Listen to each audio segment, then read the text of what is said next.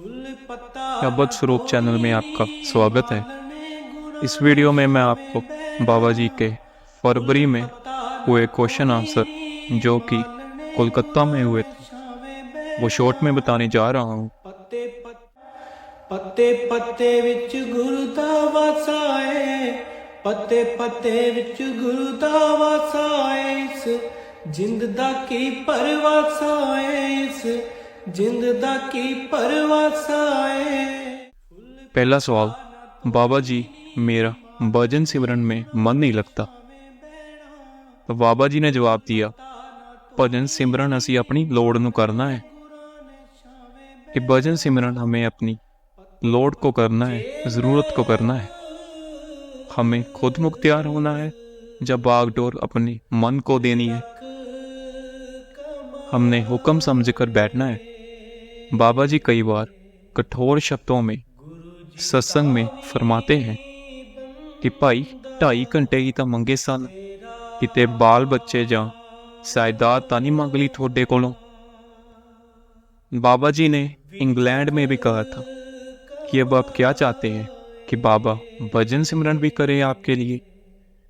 मेरा काम था नाम देना, ये तो आपको खुद करना होगा, इसमें मैं कुछ नहीं कर सकता। अगला सवाल किया गया था कि बाबा जी सत्संग का क्या मतलब होता है।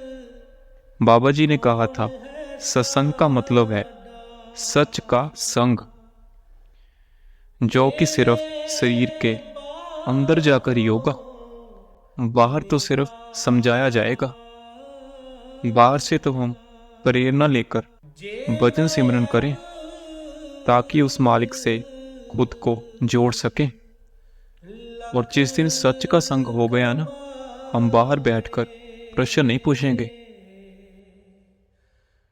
अगला सवाल एक लड़की ने पूछा था कि बाबा जी मेरी शादी हो गई है और शादी से पहले मेरे घर वाले मेरा बहुत ध्यान रखते थे और शादी के बाद भी मुझे बहुत ही अच्छा परिवार मिला है।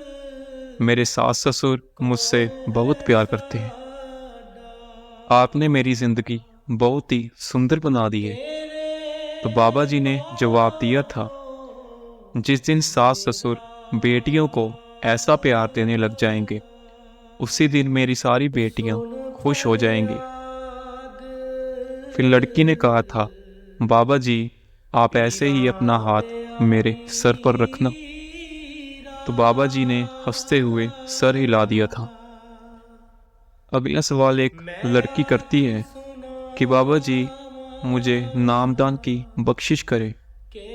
तो बाबा जी ने कहा था, बेटा नामदान उस मालिक की देन है, जब उस मालिक की मौज होगी तो ज़रूर मिलेगा। हम अपने आप को उसके काबिल ज़रूर बनाएं और बाकी उस पर छोड़ दें। बाबा जी से सवाल किया गया था कि बाबा जी मेरी नौकरी का टाइम सुबह जल्दी होता है, इस वजह से मैं भजन सिमरन को समय नहीं दे पाता।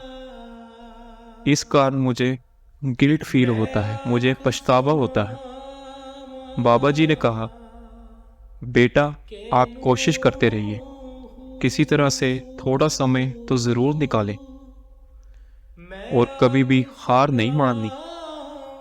वो मालिक हम सबकी अवस्था जानता है, वो एक दिन खुद कृपा करेगा। हमने तो बस भजन सिमरन से अपने आप को उस कृपा के लायक बनाना है। मालिक कोई ना कोई रास्ता ज़रूर निकाले। आप उसके शुक्राने के लिए ज़रूर टाइम निकालें। अगला सवाल बाबा जी से पूछा गया, बाबा जी डिप्रेशन क्या होता है। बाबा जी ने कहा कि बेटा जिस चीज़ के बारे में बार बार सोचते हैं तो डिप्रेशन हो जाता है। बाबा जी पहले भी सवाल जवाब में फरमाते हैं कि इस वक्त इंडिया डिप्रेस्ड कंट्री की लिस्ट में दूसरे नंबर पर चल रहा है।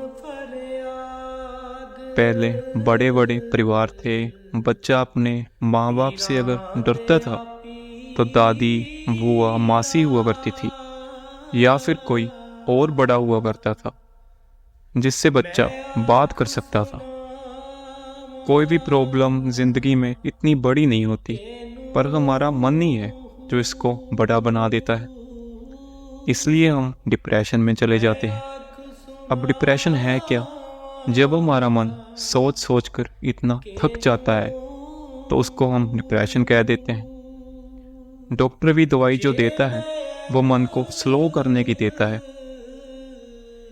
कि बात को समझना आसान हो जाए। अब हमारे अंदर जो भड़ास है हम उसको अपने मन में ही रखते हैं, कहीं ना कहीं तो उसको निकलना ही है। आजकल तो घर जाने से पहले सेल फोन हाथ में होते हैं। आपस में बातचीत तो ख़त्म हो गई है, ना कोई इकट्ठा बैठकर खाना खाता है, ना ही आजकल कोई दुख दर्द बांटता है। इसलिए ये अवस्था तो हमने खुद ही अपने पर लाई है। हम कह तो देते हैं कि जी किस्मत में लिखा था। देखो, यह अवस्था हमने खुद बनाई है। हम क्यों नहीं एक दूसरे से चीज़ें शेयर करते? अब बड़े शहरों में जब माँ बाप आते हैं तो वो काम से थके हुए आते हैं। अपना खाना खाकर कोई टीवी देखने लग पड़ता है, कोई सेल फोन चलाने लग पड़ता है, और ऐसे ही बच्चों को टाइम नहीं दिया जाता। फिर अगर बातचीत बनी रहे तो डिप्रेशन कैसे हो सकता है? अगला सवाल, बाबा जी हमें किसका ध्यान करना चाहिए? तो बाबा जी ने फरमाया था, बेटा ध्यान हमारे बस की बात नहीं है, हम तो बस सिमरन ही कर सकते हैं। ध्यान खुद ब खुद उसका आएगा जिससे हमें नाम मिला हुआ है। एक बीबी ने बाबा जी से पूछा था कि बाबा जी मैं भजन सिमरन करती हूँ लेकिन कुछ बन नहीं रहा। बाबा जी ने कहा, भजन सिमरन करके हमें बनाना क्या है?